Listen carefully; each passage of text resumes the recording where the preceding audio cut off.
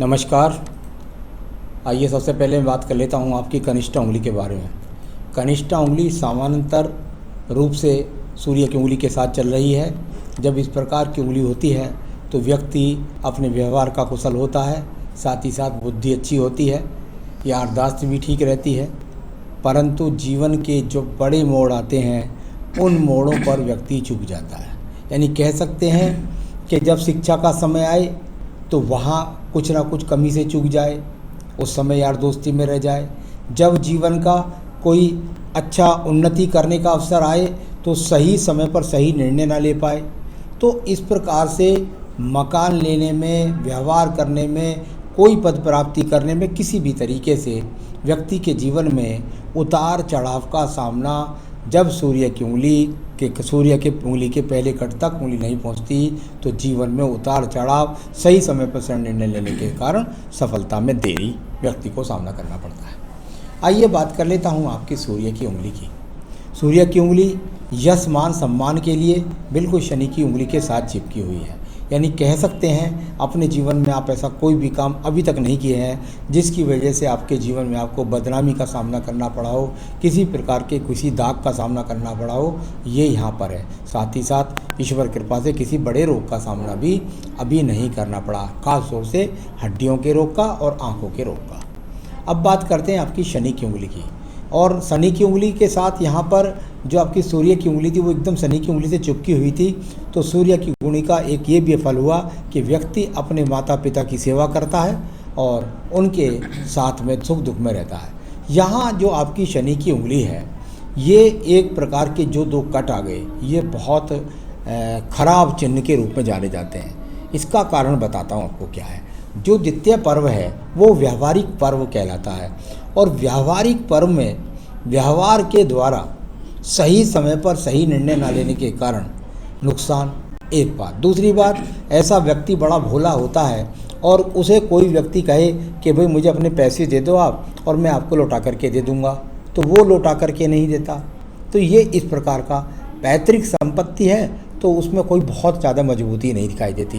तो ये 3-4 बातें हैं, इनमें से कुछ ना कुछ गुजरती हैं। थर्ड पर्व पर जो कट का निशान होता है तो ये धन की आवश्यकताओं का पूर्ति ना होना। 2 कट छोटे छोटे बने हुए मैंने एक लगाया है, तो ये वो इस बात को बताते हैं कि आपके जीवन के अंदर आपको जो है धन की संघर्ष इस समय पर बना हुआ है। तो ये शनि की उंगली का फल हुआ। बहुत बड़े रोग के नहीं, लेकिन जब कट लग जाए तो कुछ ना कुछ रोग भी शरीर में चलता रहता है। आइए बात कर लेते हैं हम आपके यहाँ सीधा बृहस्पति के पर्व की। बृहस्पति का पर्व और बिल्कुल सामान्य रूप से घुमाव के साथ में शनि की उंगली के साथ जब बृहस्पति की उंगली मिले, ईश्वर भक्ति, ईश्वर पूजा, भगवान में विश्वास रखने वाला, छोटे बड़े लोगों को साथ लेकर के चलने वाला, सभी को सम्मान देने वाला और किसी भी प्रकार से कहीं तक भी पितृ दोष का कहीं यह हाथ नहीं है। तो कुल मिलाकर पितरों की कृपा भी है, ये बात जरूर है। भोग काल व्यक्ति को भोगना पड़ता है। आइए बात करते हैं आपके बुध के पर्वत की।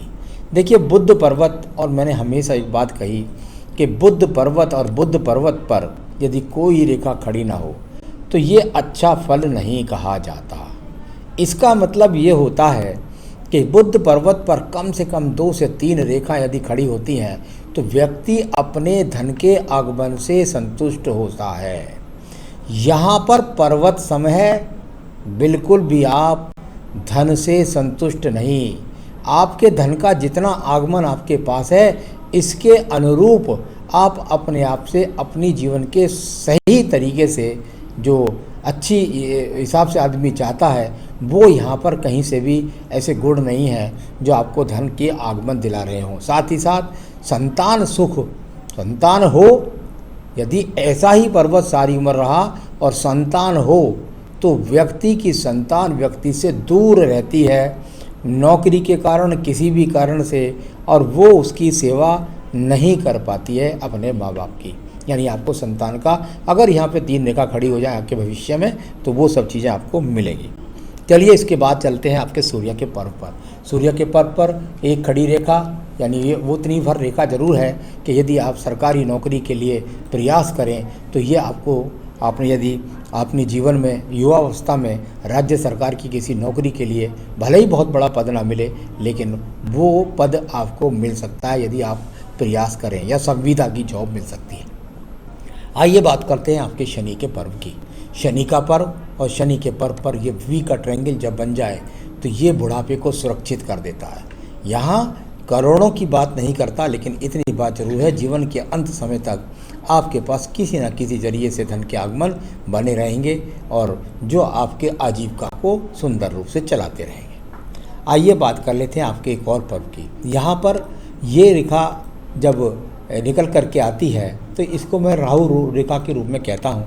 यानी कुल मिलाकर ऐसा कह सकते हैं कि आपके जीवन के अंदर ये वो रेखा है जो ये बताती है कि ठीक है भाई, सुख मिल रहे हैं सब, लेकिन तरस तरस करके मिल रहे हैं। इस प्रकार से तो सब कुछ होगा, विवाह भी होगा, संतान भी होगी, धन भी होगा, गाड़ियाँ भी होंगी, लेकिन सब कुछ तरसा तरसा करके मिलने वाली स्थिति के अभी तक यहाँ पर चिन्ह हैं। ये मैं जो पढ़ रहा हूँ इनको मैं ज़्यादा से ज़्यादा 9 महीने तक के लिए पढ़ रहा हूँ। अगर नहीं कुछ होता है तो सारी उम्र के लिए पढ़ रहा हूँ, अगर कुछ रेखाएँ नहीं बनती हैं तो। आइए बात करता हूँ यहाँ पर मैं आपकी हृदय रेखा की। हृदय रेखा बहुत ही अनुकूलता के साथ में, बड़े ही बैलेंसिंग के साथ में बृहस्पति पर्व को देखती है। यानी कह सकते हैं निश्चित रूप से व्यक्ति बहुत सुंदर स्वभाव का व्यक्ति है और यहाँ पर मन के अंदर कोई भी बुरी बात नहीं रखता है। बहुत छोटी सी माइनर मोटी रेखा है, छोटे मोटे रोग आते हैं चले जाते हैं, ये कोई विशेष बड़े रोग को संकेत यहाँ पर नहीं करती है। चलिए इसके बाद में एक रेखा देखिए बड़ी यहाँ पर निकल के जा रही है आपके मंगल पर्वत पर दूसरे हाथ में।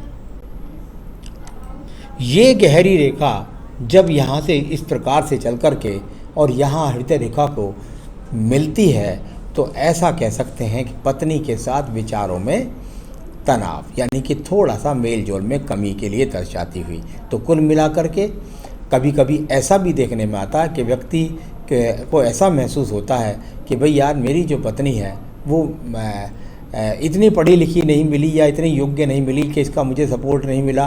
कहीं ना कहीं उसको कुछ ना कुछ प्रॉब्लम थोड़ी सी पत्नी के साथ रहती है। अब बात करते हैं यहाँ पर सीधा सीधा आपके मंगल रेखाओं के बारे में। मंगल रेखा यहाँ इस हाथ में तो नहीं है, दूसरे हाथ में भी देख लेता हूँ।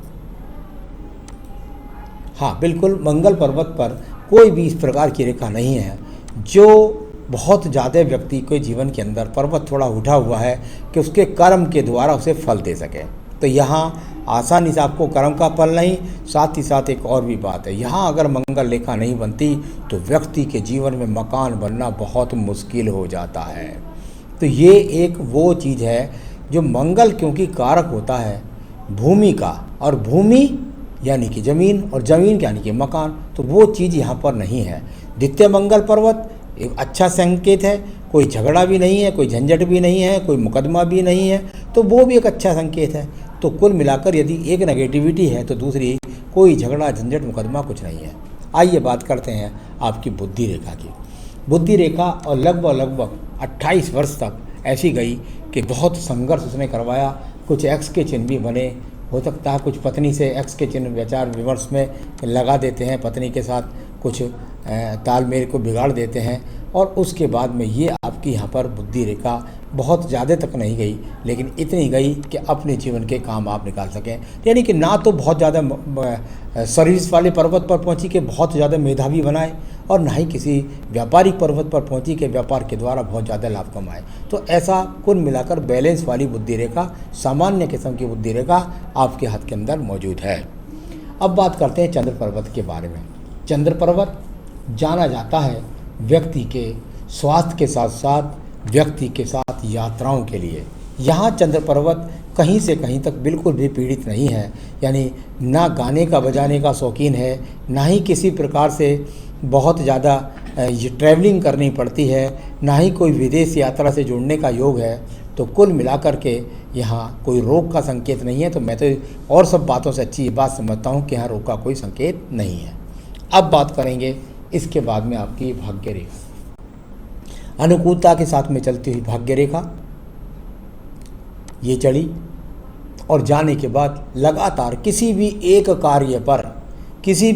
कार्य पर या तो कार्य या नौकरी, कार्य पर व्यक्ति का पूरा जीवन व्यतीत हो जाएगा। ये इस प्रकार के दिखलाने वाली भाग्य रेखा आपके पास में मौजूद है। तो भाग्य रेखा मेरे हिसाब से, मैं इसे खराब नहीं कहता, जितना ईश्वर की भगवान की कृपा से आपकी शिक्षा है, जो चीज़ है उसके अनुसार आपका भाग्य भी उतना साथ दे रहा है। तो ये इस प्रकार की भाग्य रेखा भी यहाँ पर अनुकूल अवस्था में है। इसके बाद बात करता हूँ मैं आपके सीधा शुक्र पर्वत के बारे में। शुक्र पर्व और शुक्र पर्वत को यदि देखता हूँ तो एक सामान्य किस्म का शुक्र पर्व आपके पास है। जब सामान्य किस्म का शुक्र पर्व होता है तो व्यक्ति को सामान्य सुख सुविधा भी होती है। साथ ही साथ संतान रेखाओं की बात करूं, आपके हाथ से लगभग यहाँ 2 से 3 संतान दिखाई देती हैं, बाकी ये पत्नी के हाथ से पता लगता है। यहाँ पर मंगल रेखा, सपोर्टिंग रेखा ज़्यादा मजबूत नहीं है, थोड़े से रूप में है, कोई ज़्यादा सपोर्ट नहीं मिलती किसी की, लेकिन थोड़ा थोड़ा भगवान की कृपा रहती है। अब मैं बात करता हूँ आपके यहाँ पर सीधा आपकी आयु रेखा के बारे में।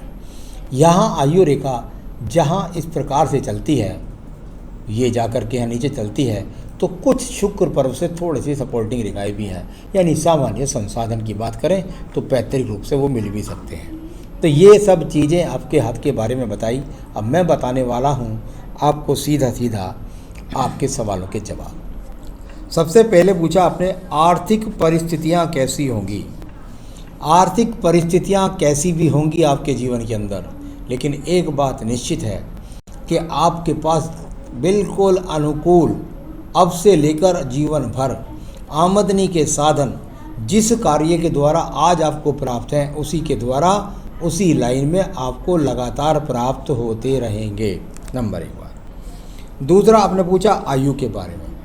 आयु रेखा जहाँ मैंने आपकी खींची थी वो लगभग 76-77 वर्ष की आयु रेखा भी थी।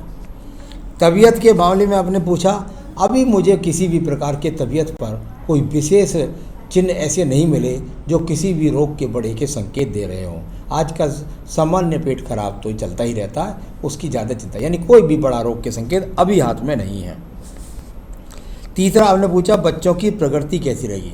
देखिए, बच्चे आपके हाथ के अंदर हैं। बच्चों की जो प्रगति है वो बच्चों की जन्म पत्री से पता लगती है कि उनकी प्रगति क्या है। यहाँ तो इतना पता लगता है कि वो किसी न किसी कारण, ऐसा भी हो सकता है कि वो बेचारे इतने समर्थ ही ना हो कि आपकी कुछ मदद कर सकें, और ऐसा भी हो सकता है वो इतने ज़्यादा समर्थ हो जाएं और आपसे दूर जाकर रहने लगें अपनी ज़िंदगी में कि वो आपकी कुछ मदद ना करें। तो अभी तो दोनों स्थितियां ऐसी ही है, कहीं भी सहयोग की स्थिति नहीं नज़र आ रही, बाकी उनकी जन्मपत्री बताएगी। आपका अगला सवाल है, मकान बनेगा या नहीं। इस समय पर जो आपकी आयु है वो लगभग 44 वर्ष है, और ये लगभग 48वें वर्ष पर एक बहुत बड़ा ट्रायंगल बन रहा है, यानी कि आपको मकान बनाने का अवसर 48वें वर्ष के बाद पैदा होगा।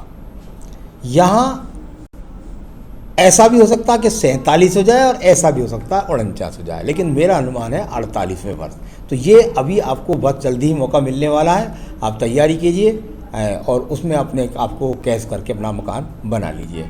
तो ये मकान बनने का बिल्कुल निश्चित योग है। हाँ, ये है कि थोड़ा मंगल पर्वत ज़्यादा अनुकूल नहीं है, तो थोड़ा सा कहीं ना कहीं से कुछ लोन, कुछ कर्ज आपको लेना पड़ेगा, उसके बाद आपकी ये स्थिति मजबूती से बनेगी।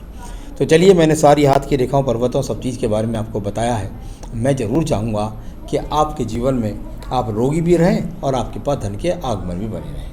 इसके लिए आपको रोज़ाना अपनी पूजा में कोई बहुत बड़ी पूजा नहीं करनी है, सिर्फ मंगल को मजबूत बनाना है। इसलिए आप मंगलवार का प्रसाद बाँटें, साथ ही साथ हनुमान अष्टक या बजरंग बाण, इनमें से कोई सी पूजा करें, और साथ ही रुद्राष्टकम भी पढ़ें। तो हनुमान अष्टक, बजरंग बाण, रुद्राष्टकम ये अपनी पूजा में शामिल करिए और सुख हुई। साथ ही साथ अगर कोई नग पहनना चाहते हैं तो पुखराज आपका नग बनता है, आप इसका संपर्क हमसे कर सकते हैं, आप मंगवा भी सकते हैं। नहीं भी पहनेंगे कोई बात नहीं, लेकिन पूजा जरूर करें।